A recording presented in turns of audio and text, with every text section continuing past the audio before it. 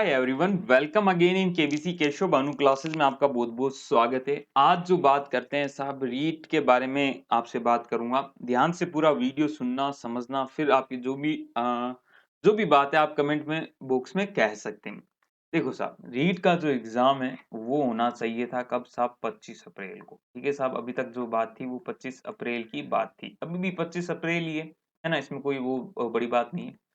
परंतु यहाँ पे दो चीजें आ चुकी है। अब पहला तो आया है जैन जैन समाज के द्वारा कि उनका पर्व है, तो इस कारण वो चाहते हैं कि कुछ दिन आगे शिफ्ट की जाए, जो कि ज्यादा दिन नहीं मांग रहे हैं। वो 5 से 7 दिन यानी एक वीक के अंदर अंदर आप शिफ्ट कर सकते हैं। ठीक है।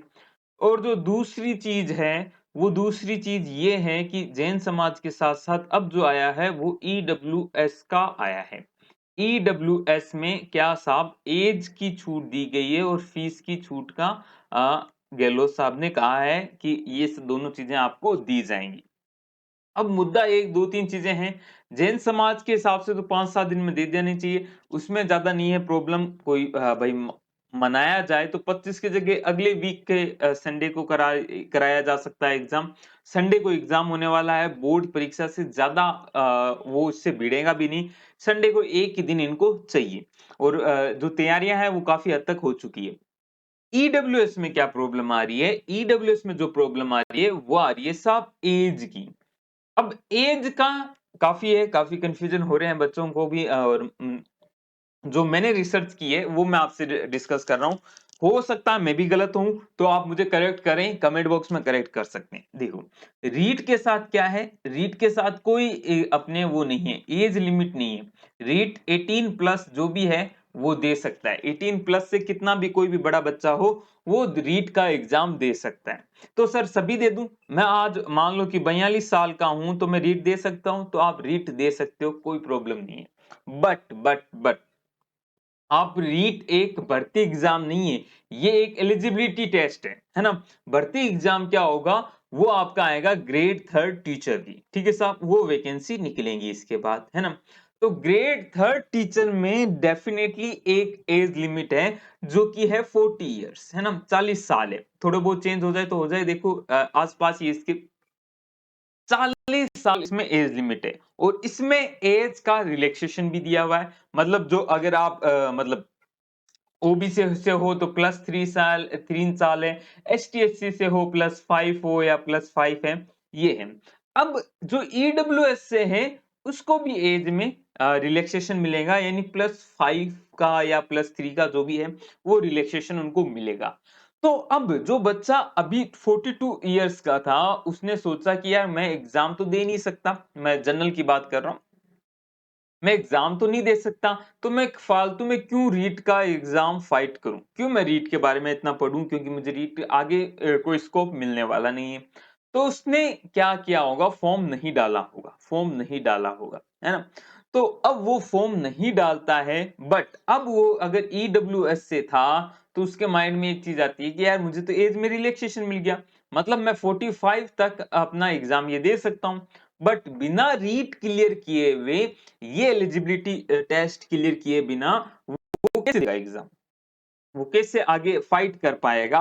तो इसलिए अब वो चाहता है, अब उसका हक बनता है कि साहब मुझे भी फॉर्म भरने दिया जाए, मैं उस टाइम नहीं भर पाया था, तो रीट का फॉर्म मुझे भी भरने दिया जाए, मैं भी रीट का फॉर्म भरना चाहता हूं। तो अब इस हिसाब से उसको मौका मिलना चाहिए, ये उसका हक भी है कि भाई साहब हमें रीट का फॉर्म भरना चाहिए। ठीक है, ये मैटर अटक रहा है। जो कहानी है, फीस में मुझे नहीं लगता कुछ खास कर पाएंगे, क्योंकि काफी बच्चों ने ईडब्ल्यूएस से फॉर्म भरे हैं ऑलरेडी। तो फॉर्म भरे हैं तो पंगा ये हो जाएगा ना कि अब वो वापस फीस करें तो कैसे करें, है ना। बहुत सारे बच्चे हैं जो कि बाहर से ई मित्रा से फॉर्म फिल करते हैं, तो वो होगा, वो देखा जाएगा। परंतु मेन जो है वो साफ एज है, जो फॉर्म भर ही नहीं सका वो फॉर्म भरना चाहेगा। बच्चे ज्यादा नहीं होंगे इससे, ज्यादा बच्चे इफेक्टेड नहीं है, क्योंकि काफियों ने भरे हैं फॉर्म, है ना। राजस्थान में इतना आइडिया लगता है कभी भी कुछ हो सकता है, तो बच्चे फॉर्म भर देते हैं। फिर भी कुछ है। तो अब अगर अगर अगर रीओपन होता है, फॉर्म रीओपन होता है, तो प्लीज जो जिसकी भी तैयारी कर रहे हैं एक बार फॉर्म जरूर फिल कर दें, क्योंकि आगे क्या चीजें हो सकती है, क्या एक और जो चीज चल रही है कि जो फर्स्ट ग्रेड है या सेकंड ग्रेड है उनके लिए भी रीट उनकी कंफर्म एक बार होनी चाहिए।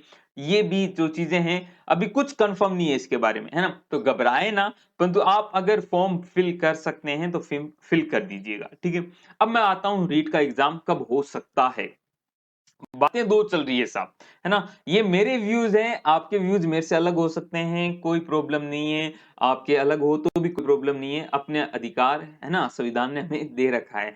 तो आप अपने विचार कमेंट बॉक्स में बताइएगा, कहीं कहीं मैं गलत हो भी सकता हूँ, डेफिनेटली गलत हो सकता हूँ, इसमें कोई बड़ी बात नहीं है ना? तो आप मुझे कमेंट में करेक्ट कर सकते हैं, है ना? इसलिए बाकी बच्चे भी कमेंट पढ़ लिया करें, काफी अच्छे दोस्त मेरे कमेंट में बता देते हैं सर ये गलती होगी थी, ये गलती है, ये चीजें, ठीक है साहब। चलो, अब एग्जाम डेट के बारे में मैं आपसे डिस्कशन करता हूँ। एग्जाम डेट 25 अप्रैल की बात हुई थी, है ना? जो बच्चा कहता है कि साहब जो नया बच्चा है, अभी मान लो आज जो तारीख है, मैं आज की बात करता हूँ, आज से 1 महीना आपके पास है। तो ये हो जाए कि भाई साहब प्रिपरेशन के लिए 1.5 महीना देना पड़ेगा या 2 महीने देने पड़ेंगे, ऐसा कोई फिक्स नियम ज़्यादा है नहीं। परंतु ये माने कि जो बच्चा नया आया है उसको प्रिपरेशन के लिए दिया जाए टाइम, तो 1 महीना और दे दिया जाए। 1 महीना दे दिया जाए और फॉर्म जो है ऐसा नहीं है कि 15-15, 20-20 दिन तक ओपन रहे, इतना ज़रूरी नहीं है क्योंकि बच्चे बढ़ने वाले कम हैं, तो मात्र ऐसा देखो अब जो कमिटी बनी है उसी पे सारा डिपेंड है ना? जो आपको कहे कि भाई साहब 26 को है या जो कोई आपको कहे कि जून में है, जुलाई में है, अगस्त में है, अगले साल में है, तो उनकी बातें आप कन्फर्म ना मानें, क्योंकि जो कन्फर्म है वो कमिटी को ही पता है। बाकी सब मस्तियाँ ले रहे हैं, है ना?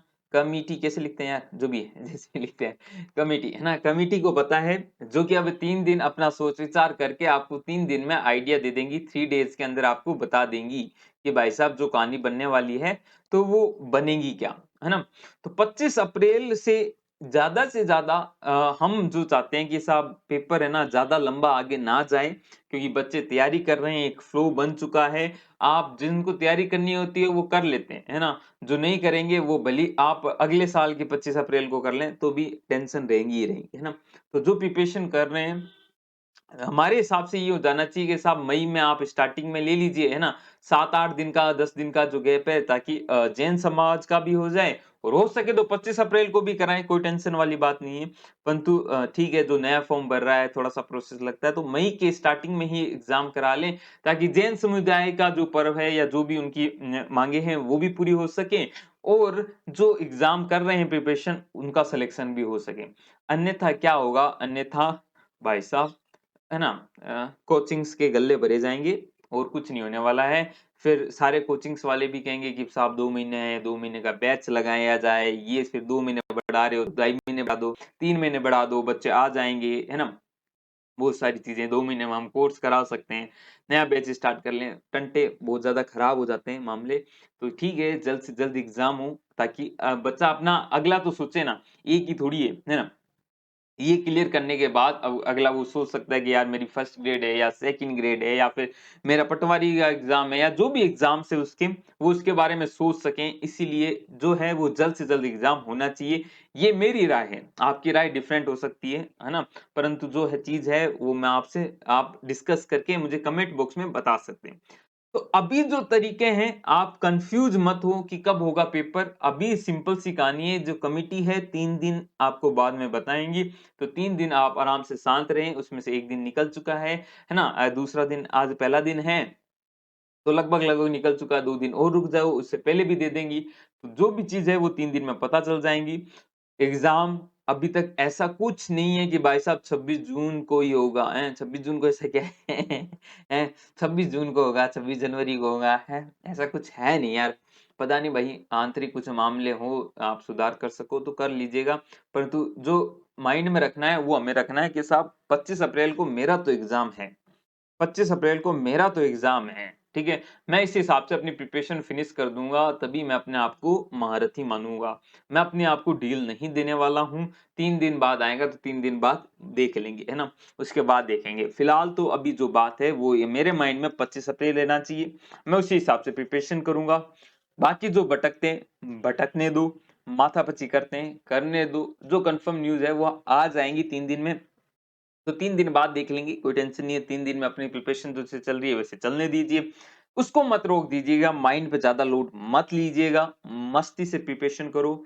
अपना 25 तारीख को पेपर है, इसी हिसाब से प्रिपरेशन करो, उससे पहले खत्म कर दोगे तो आपके ही का ही फायदा है। फिर प्रैक्टिस, प्रैक्टिस, प्रैक्टिस करना, कहीं नुकसान नहीं होने वाला है। और अभी से ये माइंड 26 जून का लेने लगे तो होलियों में मस्तियाँ करोगे, है ना? मस्ती तो करनी है होली में, ऐसी कोई टेंशन वाली बात नहीं है, बट एकदम ढीले मत पड़ जाना यार, पंगे हो जाएँगे, ठीक है सब? तो ये मेरे व्यूज़ थे, ये जो चीज़ें हैं वो चीज़ें आपको अफ़ेक्ट कर सकती है। बाकी कोरोना भी एक फैक्टर है, जो भी अफ़ेक्ट कर सकता है, जो कि बहुत खतरनाक तरीके से बढ़ रहा है, तो अपनी सुरक्षा का ध्यान रखिएगा। है ना? तो सुरक्षा का ध्यान रखिएगा, देखते हैं सरकार क्या निर्णय लेते हैं, क्या पता बोर्ड की परीक्षा ही ना हो, है ना? क्या पता, हो सकता है ऐसा कि बोर्ड की परीक्षा ही ना हो, बोर्ड की परीक्षा ना हो मतलब इतने बच्चे हैं, बच्चे ब पिछली बार भी इसी टाइम में बोर्ड की परीक्षा के कारण भी काफ़ी केसेज़ आए थे, तो इस बार बोर्ड की परीक्षा ना के दें, है ना? तो काफ़ी चीज़ें हैं जो अभी आप कुछ फिक्स नहीं कह सकते। तो फिक्स क्या कह सकते हैं? आप प्रिपरेशन कर सकते हैं। आपके प्रिपरेशन में फिर मैं आपसे रिक्वेस्ट करता हूँ, अगर आपने रीट के लिए नोट्स चाहिए, तो आप परचेज़ कर सकते हैं। फीस अभी भी हमने ₹50 ही रखी है। लेवल फर्स्ट और सेकंड में आपको थोड़ा-सा बता देता हूँ, है ना? जो बच्चे नए हैं उनको बता देता हूँ। लेवल फर्स्ट के लिए मैथ्स और ईवीएस के, लेवल सेकंड के लिए मैथ्स और साइंस के आपको नोट्स मिलेंगे हैंड रिटन और 10-10 प्रैक्टिस सेट, है ना? प्रैक्टिस सेट मिलेंगे। इसकी फीस जो है वो ₹50 है। ज़्यादा जानकारी इसकी अलग इंडिविजुअल 50-50 है। ज़्यादा जानकारी के लिए आप व्हाट्सएप कीजिएगा 70 148 31 463 पे और वहाँ पे आप इन्फॉर्मेशन ले सकते हैं इसके बारे में, ठीक है? तो परचेज़ करना चाहो तो कर सकते हो। अभी भी फीस ₹50 में और कुछ इतना बहुत कुछ मिलने वाला है आपको। चलो सब, तो ये वीडियो था मेरी तरफ से। आपको अच्छा लगा तो वीडियो लाइक ज़रूर कीजिएगा, अपने दोस्तों के साथ शेयर कीजिएगा और मस्त रहिए, प्रिपरेशन कीजिए। जय हिंद, जय भारत।